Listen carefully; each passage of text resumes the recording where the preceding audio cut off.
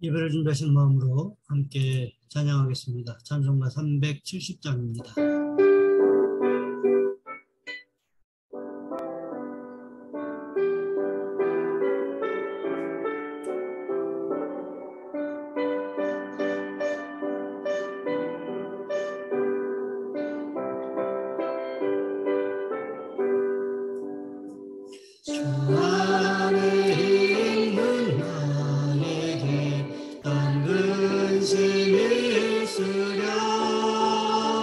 십자가 밑에 나가 내 짐을 풀었네. 주님을 찬송하면서 할렐루야 할렐루야. 내 앞길 멀고 험해도 나 주님만 따라가리. 그 두려움이 변하여 내 기도 되었고 전날의 한숨 변하여 내 노래 되었네.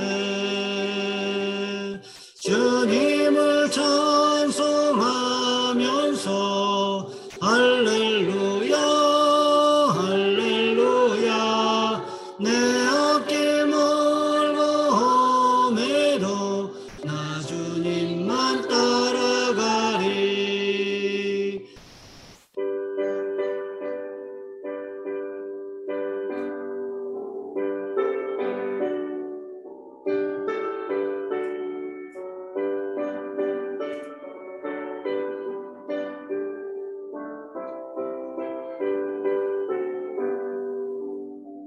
내 주는 자비하셔서 늘 함께 계시고 내 궁핍 화물하시고 늘 채워주시네. 주님을 찬송하면서 할렐루야 할렐루야. 내 앞길 멀고 험해도 나 주님만 따라가리. 내 주와 맺은 언약은 영불변하시니 그 나라 가기까지는 늘 보호하시네. 주님을 찬송하면서 할렐루야 할렐루야. 내 앞길 멀고 험해도 나 주님만 따라가리.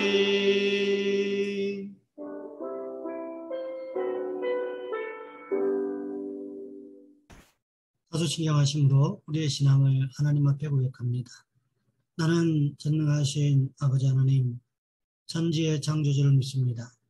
나는 그의 유일하신 아들 우리 주 예수 그리스도를 믿습니다. 그는 성령으로 잉태되어 동정녀 마리아에게서 나시고 본디오 빌라도에게 고난을 받아 십자가에 못 박혀 죽으시고 장사된 지 사흘 만에 죽은 자 가운데서 다시 살아나셨으며 하늘에 오르시어 전능하신 아버지 하나님 우편한 자 계시다가 거기로부터 살아있는 자와 죽은 자를 심판하러 오십니다. 나는 성령을 믿으며 거룩한 공교회와 성도의 교제와 죄를 용서받는 것과 몸의 부활과 영생을 믿습니다. 아멘. 오늘 말씀 야고보서 1장에서 보겠습니다. 야고보서 1장 1절로 11절까지 말씀입니다. 제가 가진 성경은 신약 성경 371쪽에 있습니다. 제가 봉독해 드립니다. 하나님과 주 예수 그리스도의 종 야고보는 흩어져 있는 12지파에게 문안하노라. 내 형제들아, 너희가 여러 가지 시험을 당하거든 온전히 기쁘게 여기라. 이는 너희 믿음의 시련이 인내를 만들어내는 줄 너희가 알미라. 인내를 온전히 이루라. 이는 너희로 온전하고 구비하여 조금도 부족함이 없게 하려 함이라. 너희 중에 누구든지 지혜가 부족하거든 모든 사람에게 후히 주시고 꾸짖지 아니하시는 하나님께 구하라. 그리하면 주시리라. 오직 믿음으로 구하고 조금도 의심하지 말라. 의심하는 자는 마치 바람에 밀려 요동하는 바닷물결 같으니 이런 사람은 무엇이든지 죽게 얻기를 생각하지 말라. 두 마음을 품어 모든 일에 정함이 없는 자로다. 낮은 형제는 자기의 높음을 자랑하고 부한 자는 자기의 낮아짐을 자랑할지니 이는 그가 불의 꽃과 같이 지나감이라. 해가 돋고 뜨거운 바람이 불어 풀을 말리면 꽃이 떨어져 그 모양이 아름다움이 없어지나니 부한 자도 그 행하는 일에 이와 같이 쇠잔하리라. 아멘. 오늘 본문의 말씀을 가지고 시험이 다가올 때라는 제목으로 함께 말씀을 살펴보겠습니다. 예전에 분당 우리 교회 특세 설교를 듣다가 이런 이야기를 들었던 적이 있었습니다. 이찬수 목사님께서 말씀을 준비하시는 과정 가운데 교구 담당 목사님께서 이메일을 보내셨답니다. 내용인즉슨 목사님, 우리 교구 성도님이요 오늘 특세 마지막 날 간식 헌금으로 800만 원을 헌금했습니다. 이런 메일을 보내셨다는 것입니다. 생각해 보세요. 내용이 의문스럽지 않습니까? 무슨 간식비로 800만 원을 헌금합니까? 교구 담당 목사님께서 보내신 메일의 내용을 보니까 이렇습니다. 그 가정에 아내 되시는 집사님께서 많이 편찮으십니다.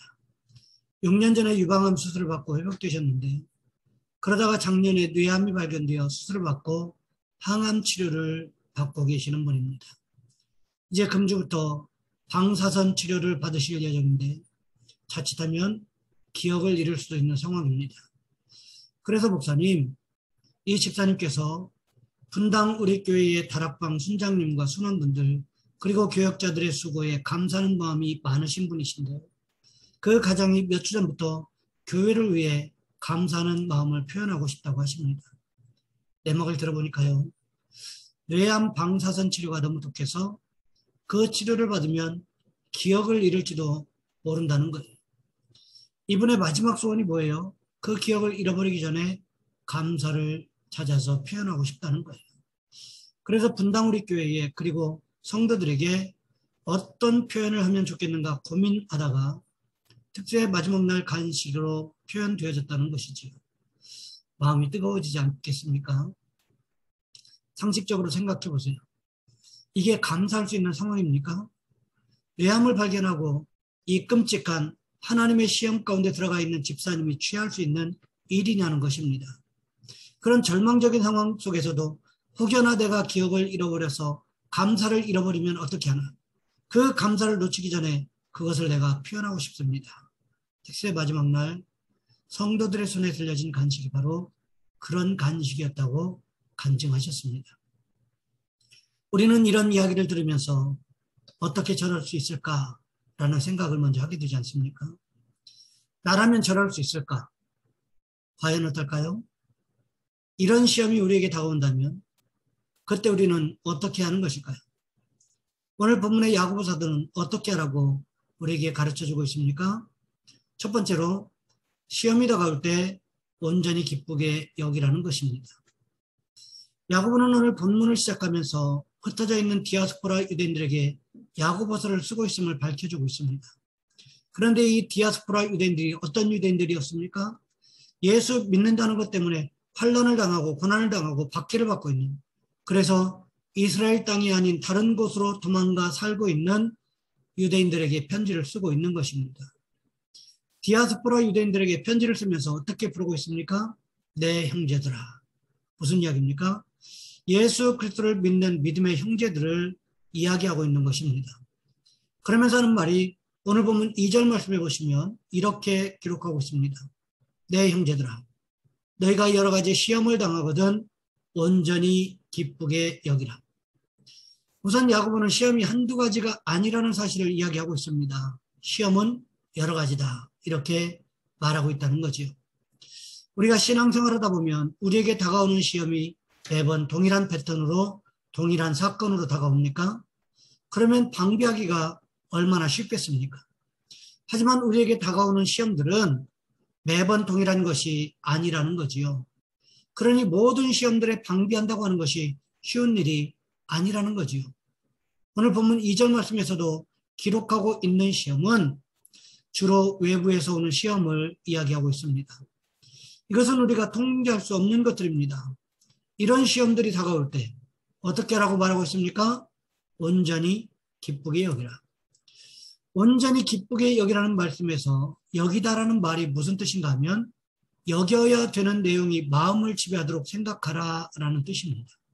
그러니까 온전히 기쁘게 여기라는 의미는 기쁨이 마음을 지배하도록 생각하라 라는 뜻입니다.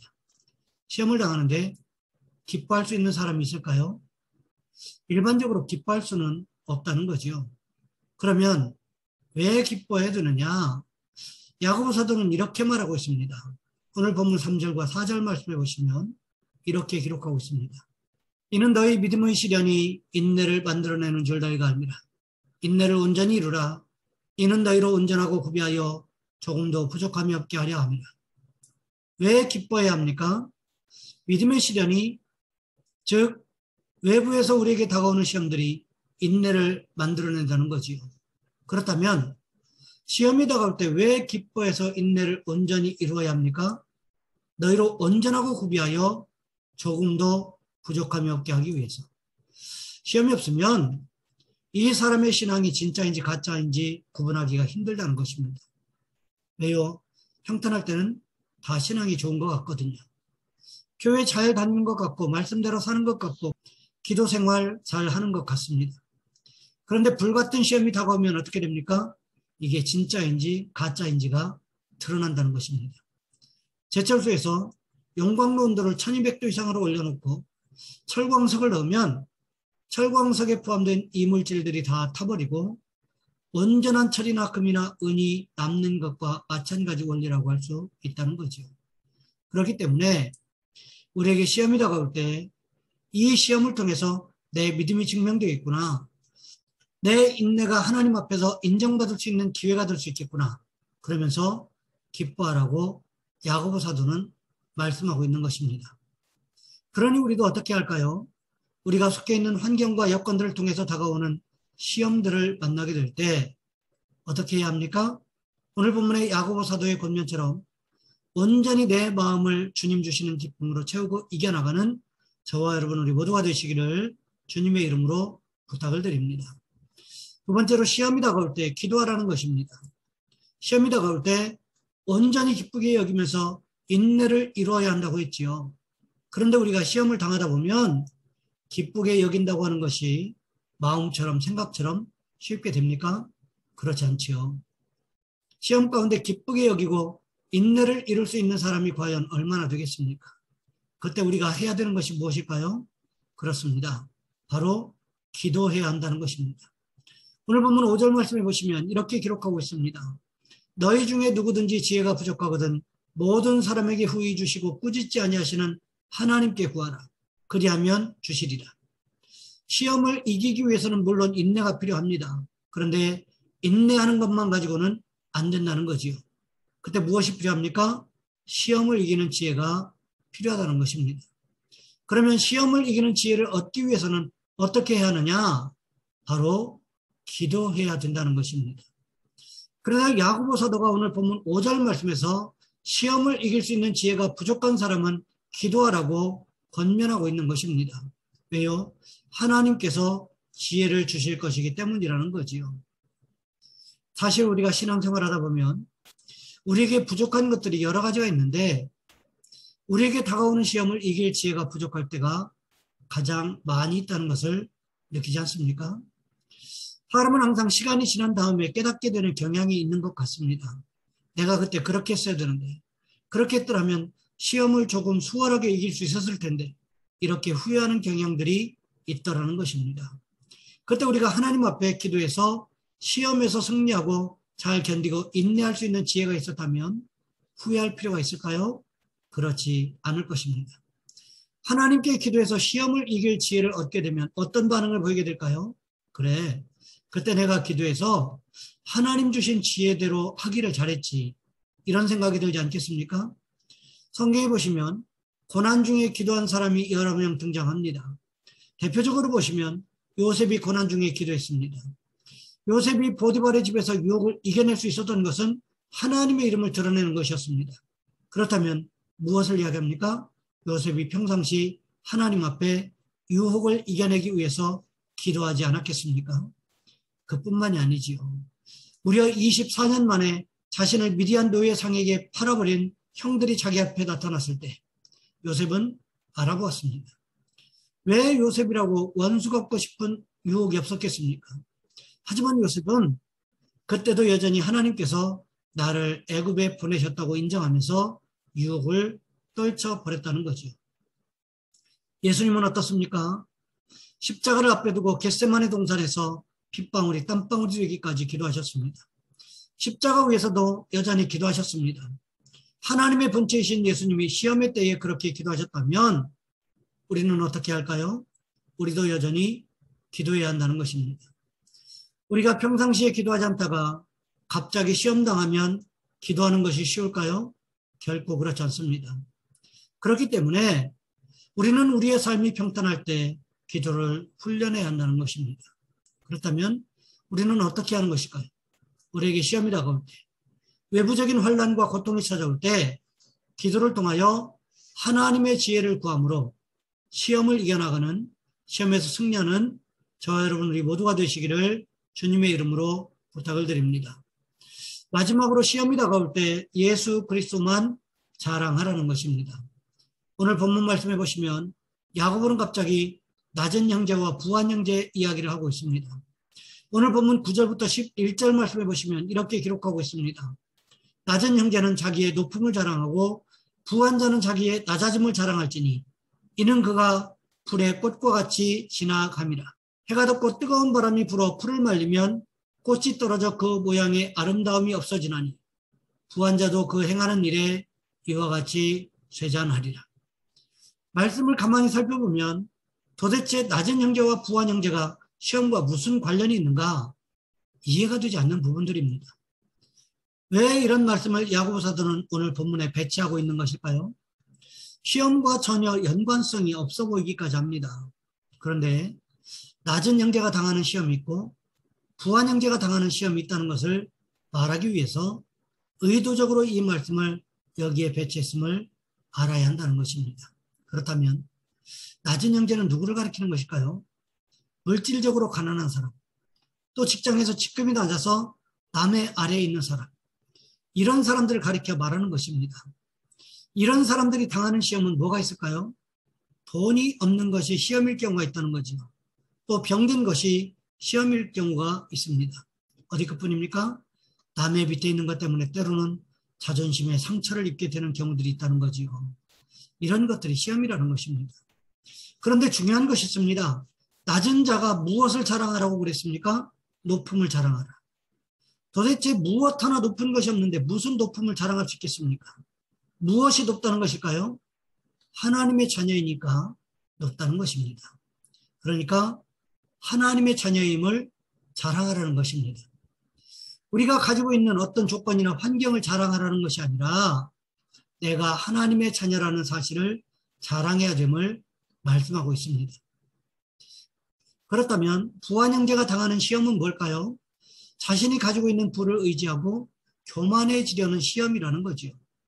이런 사람들은 물질이 시험이 됩니다. 더 많은 것을 가지고 싶어하는 마음, 조금 더 채워지지 않는 물질에 대한 욕망이 시험이 될 수 있다는 거지요. 더 높은 자리에 가고 싶은 욕망, 다른 사람을 부리고 싶은 욕망, 이런 것들 때문에 때로 믿음이 흔들리는 경향이 여전히 있다는 것입니다. 그럴 때 어떻게 하라고 야고보 사도가 말씀하고 있습니까? 오늘 보면 10절과 11절 말씀해 보시면 자기의 낮아짐을 자랑할지니 이는 그가 풀의 꽃과 같이 지나감이라. 해가 돋고 뜨거운 바람이 불어 풀을 말리면 꽃이 떨어져 그 모양의 아름다움이 없어지나니 부한 자도 그 행하는 일에 이와 같이 쇠잔하리라. 돈과 명예와 권세가 한순간에 지나갈 수 있음을 기억하라는 것입니다. 생각해 보세요. 돈과 명예와 권세가 영원토록 지속되는 경우가 있었나요? 그렇지 않지요. 부자들이 권세를 누려보았던 사람들, 인기를 누려보았던 사람들이 한결같이 하는 말이 일장춘몽과 같다. 이런 말을 합니다. 봄날에 낮잠을 자다가 긴 꿈을 꾸는 것과 같다고 말을 합니다. 무슨 뜻입니까? 이 모든 것이 지나갈 때가 분명하게 다가온다는 거죠. 마치 봄날 대낮에 자는 낮잠과 같이 분명하게 깰 때가 온다는 것입니다. 그러니까 야고보는 무엇을 말하고 있습니까? 부한 형제가 지금 부를 누리고 있고 권세를 누리고 있다고 할지라도 그것을 자랑할 것이 아니라 무엇을 자랑해야 한다고 말씀하고 있습니까? 하나님만을 자랑해야 한다는 것입니다. 그렇다면 생각해 보시기 바랍니다. 가난한 사람이나 부한 사람이나 각각의 형편에 따라 당하는 시험이 있다는 거지요. 이 시험에서 가난한 사람이나 부한 사람이나 그들이 붙잡아야 될 중요한 대상은 누구일까요? 바로 예수 그리스도임을 말씀하고 있는 것입니다. 사람들은 돈만 있으면, 명예만 있으면, 권력만 있으면, 신분만 높으면 모든 시험을 능히 통과할 수 있으리라 생각합니다. 하지만 그렇지 않다는 거지요. 무엇이 우리에게 다가오는 시험을 이기게 합니까? 바로 십자가에 달린 예수 그리스도만이 우리에게 다가오는 시험을 이기는 능력이 된다고 야고보 사도는 말하고 있는 것입니다. 그렇기 때문에 낮은 형제가 시험을 당할 때도, 부한 형제가 시험을 당할 때도 누구만 자랑해야 된다고 말하고 있습니까? 오직 예수 그리스도만을 자랑하라고 말씀하고 있는 것입니다. 고린도전서 1장 26절부터 31절까지 말씀해 보시면 이렇게 기록하고 있습니다. 형제들아, 너희를 부르심을 보라. 육체를 따라 지혜로운 자가 많지 아니하며 능한 자가 많지 아니하며 문벌 좋은 자가 많지 아니하도다. 그러나 하나님께서 세상에 미련한 것들을 택하사 지혜 있는 자들을 부끄럽게 하려 하시고 세상에 약한 것들을 택하사 강한 것들을 부끄럽게 하려 하시며 하나님께서 세상에 천한 것들과 멸시받는 것들과 없는 것들을 택하사 있는 것들을 폐하려 하시나니 이는 아무 육체도 하나님 앞에서 자랑하지 못하게 하려 하심이라. 너희는 하나님으로부터 나서 그리스도 예수 안에 있고 예수는 하나님으로부터 나와서 우리에게 지혜와 의로움과 거룩함과 구원함이 되셨으니 기록된 바 자랑하는 자는 주 안에서 자랑하는 함과 같게 하려 함이라. 사도 바울이 말씀하고 있는 것과 야고보 사도가 말씀하고 있는 것이 일맥상통하고 있다는 거지요. 그리스도인은 예수 그리스도를 자랑하는 사람들입니다. 교회는 예수 그리스도만 자랑하는 공동체라는 거지요. 바라기는 우리에게 시험이 다가올 때 우리도 야고보 사도의 권면처럼 바울의 권면처럼 오직 예수 그리스도만을 자랑하는 축복이 있으시기를 주님의 이름으로 부탁을 드립니다. 이제 말씀을 마무리합니다. 시험이 다가올 때 우리가 해야 하는 것이 무엇입니까? 야고보 사도는 세 가지로 말씀하고 있습니다. 시험이 다가올 때 첫 번째로 온전히 기쁘게 여겨라. 두 번째로 기도하라. 마지막으로 예수 그리스도만을 자랑하라는 것입니다. 이 모든 것이 결국 예수 그리스도와 연관되어 있다는 것입니다. 시험이 다가올 때 인내하면서 온전히 기쁘게 여겨야 되는 것도 시험이 다가올 때 기도해야 하는 것도 결국 예수 그리스도를 자랑하기 위해서라는 거죠. 바라기는 우리 모두가 오직 예수 그리스도만을 자랑함으로 인하여 믿음이 성숙하게 되고 믿음이 온전케 되어지는 축복의 주인공들이 되시기를 주님의 이름으로 부탁을 드립니다. 이 시간 우리 한 목소리 함께 기도하겠습니다. 우리 인생 가운데 시험이 다가올 때 하나님 인내하면서 온전히 기쁘게 여기게 도와주시고 하나님 앞에 지혜를 구하는 기도를 할 수 있게 도와주시옵시고 오직 예수 그리스도만 자랑하게 도와주옵소서. 이 시간 우리 한 목소리 함께 기도합니다. 사랑의 하나님, 우리의 삶의 현장에서 시시각각으로 수많은 시험들, 여러 가지 종류의 시험들이 다가오고 있음을 우리가 경험으로 압니다. 하나님, 우리가 또한 기억하고 있습니다. 하나님, 우리를 도와주시기를 원합니다. 우리가 정말로 우리에게 시시각각으로 다가오는 여러 가지 시험들을 만났을 때 기뻐할 수 있게 도와주시옵시고 그 시험을 이기기 위하여 하나님 앞에 기도할 수 있게 하시고 하나님 그 시험을 통하여 나타난 예수 그리스도를 자랑할 수 있는 믿음의 사람들이 될 수 있도록 주여 인도하여 주시옵소서. 우리 한 사람 한 사람이 바로 그런 믿음의 주인공이 될 수 있도록 주님 축복하여 주시옵소서.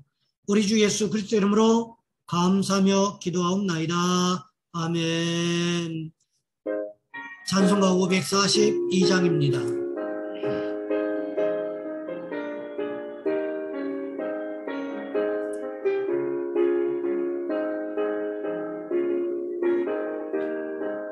구주 예수 의지하며 심히 기쁜 일일세 동생 허락받았으니 의심하지 없도다. 예수 믿는 것은 받은 증거 많도다. 예수 귀한 예수 믿음 더욱 주소서. 구주 예수 의지하며 심히 기쁜 일세. 주를 믿는 나의 마음 그의 피에 적시네.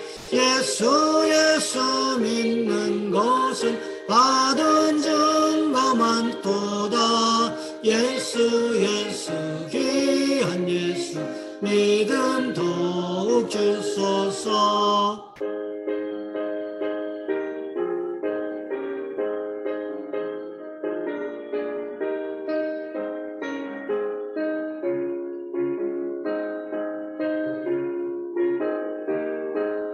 구주 예수 의지하여 죄악 벗어버리네. 은혜 받고 영생함을 주께 모두 얻었네. 예수 믿는 것은 받은 증거 많도다. 예수 귀한 예수 믿음 더욱 주소서. 구주 예수 의지하여 구원함을 얻었네. 영원 무궁지나도록 주여 함께 하소서. 예수 믿는 것은 받은 증거 많도다. 예수 귀한 예수 믿음 더욱 주소서. 아멘. 주여 소식은 주보를 참고해 주시고요. 축도로 예배 마치겠습니다. 이제는 우리 주 예수 그리스도의 은혜와 하나님 아버지의 극진하신 사랑하심과 성령님의 교통하심이 이후로 시험을 당할 때 온전히 기쁘게 여기고 또 시험을 이기기 위하여 기도하며 오직 예수 그리스도만을 자랑하기로 결단하는 우리 모든 성도들 위해 이제로부터 영원토록 함께 하셨기를 간절히 축원하옵나이다. 아멘.